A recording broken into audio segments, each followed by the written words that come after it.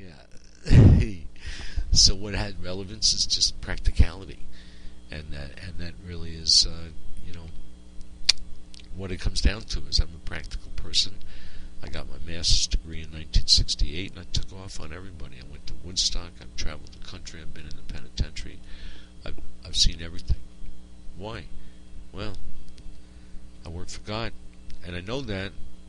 I've talked about this before to my friends, and I think I made a tape about this. Yeah, a video I did. When I was in 1978 in June, I was in my living room and smoking a joint, and I was like babysitting. My daughter was just little Christine, just born the previous April 3rd, 1978. She was in the front bedroom sleeping, and my wife was working downstairs in the building we were in. It was an electrical contractor, and we rented out the top floor as a living space, and I had the actual basement as my business. I did furniture restorations, actually antique furniture restorations, high-end, old-fashioned, real old stuff. And so I'm up in the living room, and I'm babysitting because Bobby's down in the office working. And to be quiet, I got my headphones on, and I'm standing there, and I'm listening to music, and I'm dancing around. And I always used to dance. I started dancing when I was very young, and as a matter of fact, when I was in college, I took jazz ballet. I was in West Side Story for a long time, summer stock and things. So I've done a lot of dancing, and so, I'm dancing. And I'm getting really high when I dance. I'm smoking. I got the headphones on. I'm listening to the album, It's Only Rock and Roll by the Rolling Stones. It's only rock and roll, and I like it. And I'm only listening to it on one side because I have it on my record player set with the arm up so that it'll just keep playing it over and over again, So I'm dancing along. And all of a sudden, as I'm in the middle of my dance, like these two arms came down on my shoulder blades, and it pushed me down to my knees. And then when I got on my knees, and I wasn't in. This was daytime. I was not there anymore. I was in darkness, and I saw in darkness a light went on, and it was like me when I was 17 years old. And I'm on this retreat I did when I was a senior in high school, Catholic high school. I went through all Catholic schools, including Catholic college, so I'm definitely a Catholic dude, educated.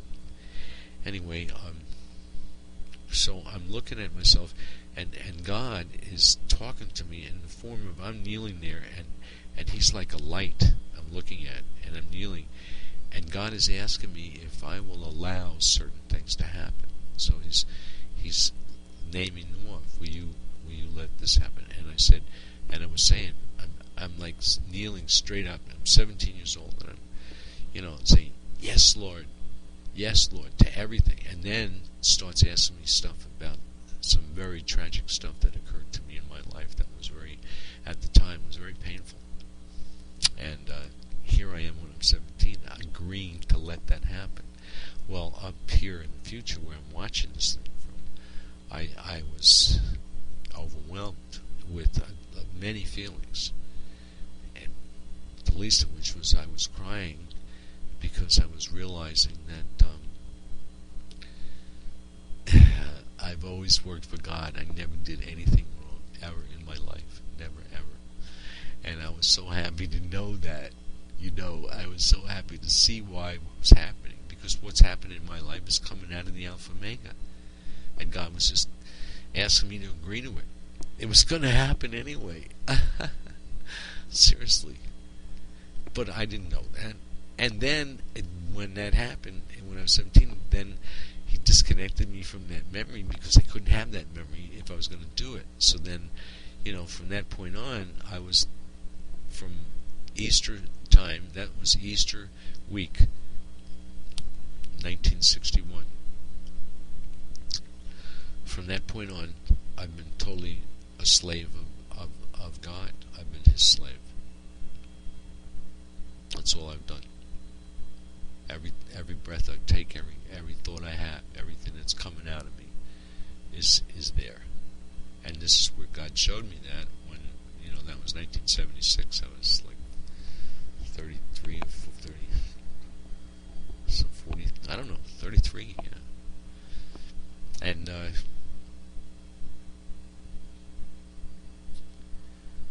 so when that was all done, then the light went off, and then the pressure was off my shoulders, and the music was still going, and all of a sudden I'm hearing it, and I stood up, and I was going to dance, and then all of a sudden I was lifted off my feet, and I was not here, and where I was the most astounding vision I've ever had in my entire existence. And what I saw was this: I saw Jesus Christ on the cross.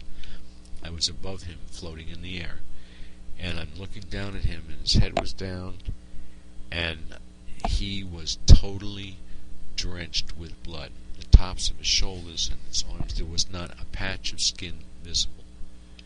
Totally glistening in the sun, and the blood was starting to change colors because of the sunlight, and the dusty ground. And I floated there. I don't know how long I looked at him. Probably a million years. Think I'm kidding? I'm not.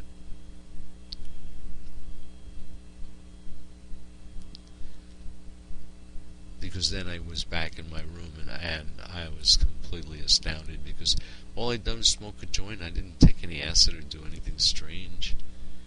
And yet then, in just that little bit of time, I found out that absolutely what I was doing, that it was verified by a vision of seeing Christ on the cross, dead on the cross, drenched in blood, unlike anything anybody ever saw before.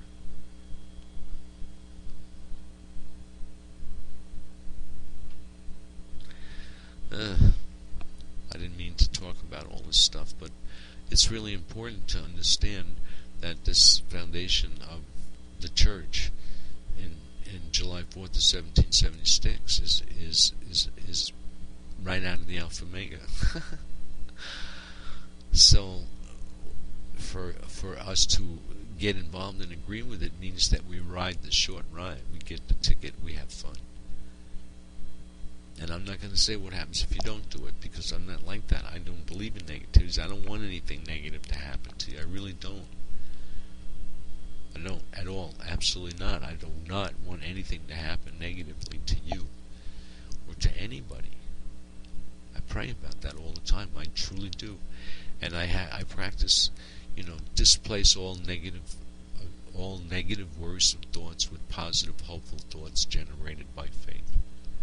I do that, and I stay that way, and that's who I am. So that's funny. That's the phone ringing right then. I'm not going to answer the phone, but I said just that's who I am. Anyway, maybe that's a signal that it's time for me to end this. Yeah, I will. That's the end of it. God bless you. Really, God bless every single one of you that listen to this, and I hope and pray that you do what I'm asking you to do, that you give up your crap. And that's all it is. If you're carrying some religion around, that's a bunch of shit. You're not being American. That's the point. You got to give up that shit for being American, so we're all in this together, and we're all equal. Because if you're carrying your religion, we're not equal. If I'm carrying my religion, if we're all doing that, we're not equal. We have to be equal, and that's the most important part of equality, is how you feel about God, because that's what you all base your lives on, whether you want to admit it or not. So it's a combo thing here I'm doing. I'm teaching you that God is good, and you have to think like that in order to understand reality. That's it. You got to think like that. And I'm saying, if God is good and you think like that, you should be smiling. You should be like me. You should be laughing. Just because of... You should be laughing. You should be laughing because you know me. that there's a remote chance that maybe I'm truly telling the truth, and that happy days are here. You know what I'm saying? I mean that. I know they are. I would like you to get it. You don't need to feel it. You just need to think it.